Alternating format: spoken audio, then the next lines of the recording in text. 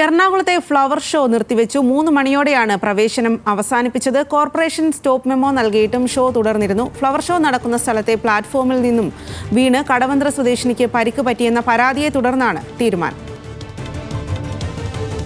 കൊച്ചിയിൽ നിന്നും ആസിഫ് മുഹമ്മദാണ് ചേരുന്നത്. ആസിഫ് മുഹമ്മദ്, ഇപ്പോൾ ഒരു സ്ത്രീ അത്തരത്തിൽ വീണ് പരിക്കേറ്റതിന് പിന്നാലെ സംഘാടനത്തിലെ പിഴവടക്കം ഒരുപാട് കാര്യങ്ങൾ പുറത്തേക്ക് വരുന്നുണ്ട്. നിലവിൽ ഇപ്പോൾ ഇത് നിർത്തിവെച്ചു എന്ന് മനസ്സിലാക്കുന്നു. തീരുമാനങ്ങൾ ഏതു രീതിയിലാണ്? തീർച്ചയായും അല്പം മുമ്പാണ് ഈ ഫ്ലവർ ഷോ നിർത്തിവെക്കാൻ സംഘാടകർ തീരുമാനിച്ചത്. ഇതുമായി ബന്ധപ്പെട്ട കൊച്ചി കോർപ്പറേഷൻ ഈ സംഘാടകർക്ക് നോട്ടീസ് നൽകിയിരുന്നു. ഇതിൻ്റെ നടത്തിപ്പിൽ വീഴ്ചയുണ്ട്, അവിടെ എന്തെങ്കിലും അനിഷ്ട സംഭവം ഉണ്ടായാൽ സംഘാടകരും GCDയും മാത്രമായിരിക്കും അതിൽ പ്രതികളാവുക എന്ന് ചൂണ്ടിക്കാണിച്ചുകൊണ്ട് അടക്കമാണ് നോട്ടീസ് നൽകിയത്. എന്നാൽ ആ നോട്ടീസ് ലഭിച്ചുവെങ്കിൽ പോലും പിന്നീട് ഈ ഒരു സംഘാടകർ ഇതിൻ്റെ ഫ്ലവർ ഷോയുടെ തുടരുകയായിരുന്നു.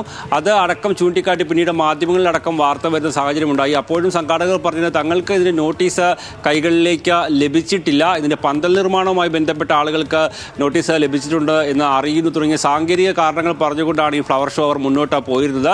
എന്തായാലും അത് പിന്നീട് മാധ്യമങ്ങളിലടക്കം വാർത്ത വന്ന സാഹചര്യത്തിൽ ഇപ്പോൾ അവർ ഫ്ലവർ ഷോ നിർത്തിവെക്കാൻ തീരുമാനിച്ചിരിക്കുകയാണ്. നോട്ടീസ് ലഭിച്ച മണിക്കൂറുകൾക്ക് ശേഷമാണ് ഈ ഒരു ഫ്ലവർ ഷോ നിർത്തിവെക്കാനുള്ള തീരുമാനമെടുത്തത്. നമുക്കറിയാം, ഇന്നലെ 7 മണിയോട് കൂടിയാണ് ഫ്ലവർ ഷോയിൽ കാണാനെത്തിയ യുവതിക്ക് വീണ പരിക്കേൽക്കുന്നത്.